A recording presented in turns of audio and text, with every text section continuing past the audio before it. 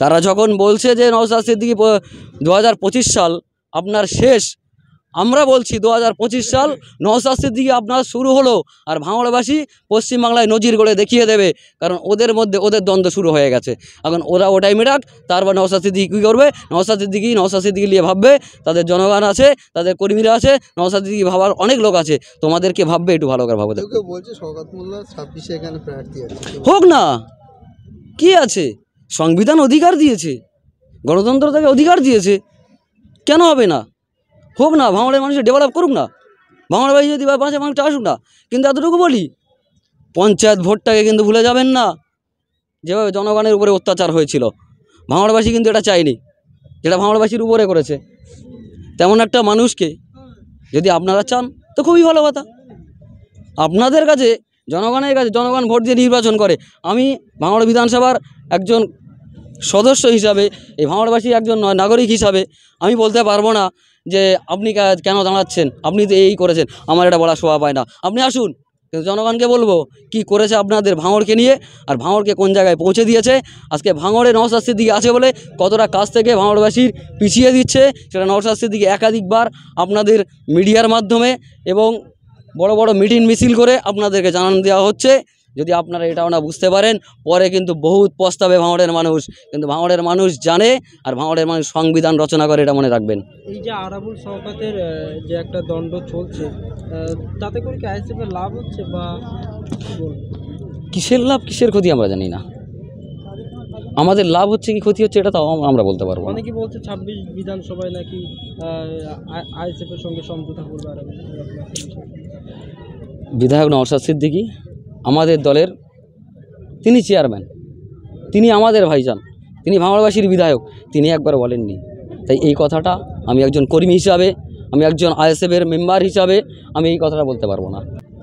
আপনি বলছেন ভাঙড়ের বিধায়ক নওশাদ সিদ্দিকী, এদিকে ক্যানিং পূর্বের বিধায়ক শওকত মোল্লা, তিনি বলছেন নওশাদ সিদ্দিকী বহিরাগত, কি বলবেন? নওশাদ সিদ্দিকী যদি বহিরাগত হয় তিনি কে, তাহলে ক্যানিং পূর্বে তিনি কথা বলবেন, এটা তো আমরা মনে করি।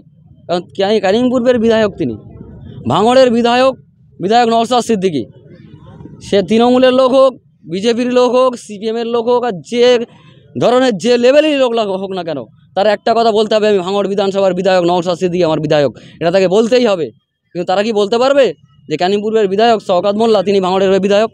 এটা কি তারা বলতে পারবে? কি কখনো বলতে পারবে না। তাই সকলকে করি আহ্বান, আগামীকাল রক্তদান শিবির, সকলকে একতাবদ্ধভাবে আগামীকাল ভাঙড়কে নূতন নজির গড়তে আসুন, রক্ত দিন, সবার জন্য রক্ত প্রয়োজন।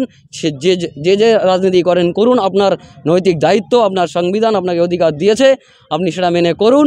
কিন্তু রক্তদান সবার উৎসব, এই রক্ত সবার প্রয়োজন। তাই সকলকে বলি, এই রক্তদান শিবিরকে বিরোধিতা না করে, রক্তদান শিবির যেভাবে সফল হয়, ভাঙড়ের নাম যদি আপনারা চান ভাঙড়ের নাম বিশ্বের কোটায় উড়ুক, তাহলে আপনাদেরকে বলবো এই ছোট মন মানসিকতা থেকে মনকে উদার করুন, ভাঙড়বাসীকে ঐক্যবদ্ধ করে আগামীকাল রক্তদান শিবিরকে সফল করার লক্ষ্যে আপনারা এগিয়ে আসুন। নওশাদ সিদ্দিকী ছোটো মাঠে সভা করলে সেই মাঠ ভর্তি হয়ে যায়। আজকে দেখুন সোনপুর বাজার, মানে সবজি বাজারে, যে এত বড় একটা মাঠ, এই মাঠে জায়গা ধরবে বলে মনে হয়? কী হবে এটা বলতে পারবো না, তবে এতটুকু বলতে পারি, ভাইজান যেখানে দাঁড়ায় সেখান থেকেই শুরু হয়। নওশাদ সিদ্দিকী যেখানে দাঁড়াবে, জনজোয়ার সেখান থেকেই শুরু হবে, আর সেখান থেকে যে কোনো একটা নজির পশ্চিমবাংলার জনগণ এবং পশ্চিমবাংলার নাগরিক সেটা বুঝতে পারবে। টিএমসির কিছু নেতারা তারা বলছেন যে 25 সালে যা করা নওশাদ সিদ্দিকী করে নি, আর 26 সালে সেটা চান্স পাবে।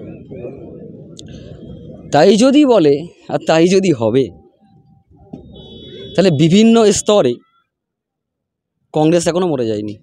ওদের কথা অনুযায়ী উত্তর দিই, কংগ্রেস যে 25 বছর রাজত্ব করে চলে গেছে, সেই কংগ্রেসের ঝান্ডা পশ্চিমবাংলার কোনায় কোনায় এখনও চলছে। একটা ছোট্ট দল, একটা ছোট্ট কুঁড়ি, তাকে যদি তারা মনে করে যে আমরা দাবিয়ে দিয়ে শেষ করে দেব, তাদের ক্ষমতা তো দূরের কথা, কেউ পারবে না তাকে রুখতে। কারণ সত্য যেখানে থাকবে, মিথ্যা এমনি ছুটে পালাবে। নওশাদ সিদ্দিকী হকের কথা বলে, নওশাদ সিদ্দিকী ভাঙড়বাসীর কথা বলে, সেটা আমরা বিধানসভায় কি করছে সেটাও আমরা দেখতে পাচ্ছি। এবং আপনারা মিডিয়া আপনারা ফোকাস করেছেন একটা বিধায়ক নওশাদ সিদ্দিকী তিনি ভাঙড়ের মানুষকে প্ররোচনা দিচ্ছে, কি মিথ্যা কথা বলছে, কি ভাঙড়বাসীকে নিয়ে ঢপবাজি মেরে তিনি ভাঙড়ের জনগণকে একতাবদ্ধ করছে। সেটা ভাঙড় বিধানসভার বিধায়ক, ভাঙড় বিধানসভা টিভি, যে রাজ্যের যে বিধানসভা টিভি আছে, সেই অ্যাসেম্বলি থেকে একটা ভিডিও যখন ভাইরাল হয়েছিল, পশ্চিমবাংলার জনগণ দেখতে পেয়েছে নওশাদ সিদ্দিকী কী কথা বলছে। আজকে যাদেরকে বিধায়ক করে পাঠিয়েছিলাম একাধিকবার, তারা আমাদের জন্য কি করেছে। তারা যখন বলছে যে নওশাদ সিদ্দিকী 2025 সাল আপনার শেষ, আমরা বলছি 2025 সাল নওশাদ সিদ্দিকী আপনার শুরু হলো, আর ভাঙড়বাসী পশ্চিমবাংলায় নজির গড়ে দেখিয়ে দেবে, কারণ ওদের মধ্যে ওদের দ্বন্দ্ব শুরু হয়ে গেছে। এখন ওরা ওটাই মেটাক, তারপর নওশাদ সিদ্দিকী কী করবে, নওশাদ সিদ্দিকী নিয়ে ভাববে, তাদের জনগণ আছে, তাদের কর্মীরা আছে, নওশাদ সিদ্দিকী ভাবার অনেক লোক আছে, তোমাদেরকে ভাববে, একটু ভালো করে ভাবো। কেউ কেউ বলছে শওকত মোল্লা 26-এ এখানে প্রার্থী আছে। হোক না, কি আছে, সংবিধান অধিকার দিয়েছে, গণতন্ত্র তাকে অধিকার দিয়েছে, কেন হবে না, হোক না, ভাঙড়ের মানুষের ডেভেলপ করুক না, ভাঙড়বাসী যদি বা 5 মানুষটা আসুক না। কিন্তু এতটুকু বলি, পঞ্চায়েত ভোটটাকে কিন্তু ভুলে যাবেন না। যেভাবে জনগণের উপরে অত্যাচার হয়েছিল, ভাঙড়বাসী কিন্তু এটা চায়নি, যেটা ভাঙড়বাসীর উপরে করেছে। তেমন একটা মানুষকে যদি আপনারা চান তো খুবই ভালো কথা। আপনাদের কাছে, জনগণের কাছে, জনগণ ভোট দিয়ে নির্বাচন করে।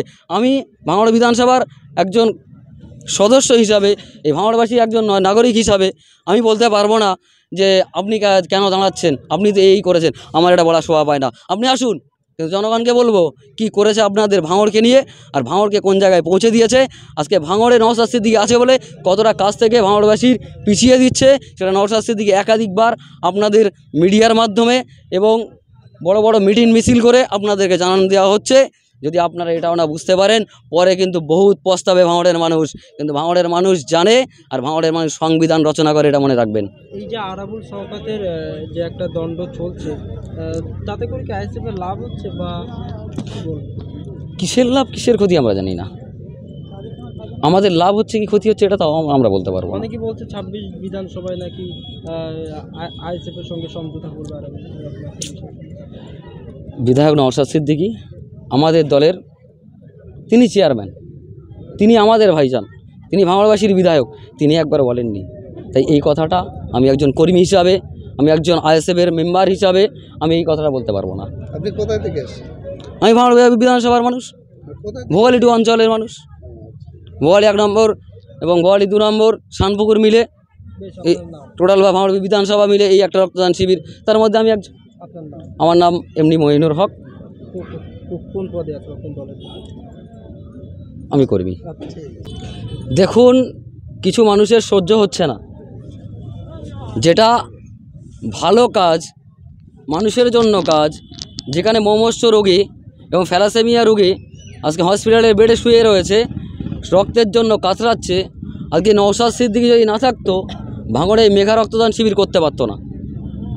নওশাদ সিদ্দিকী ছিল বলে আগামীকাল, আজ রাত পার হলেই কালকে, যেটা আমরা আশা বেঁধেছি, 5000 ডোনার প্লাস করব।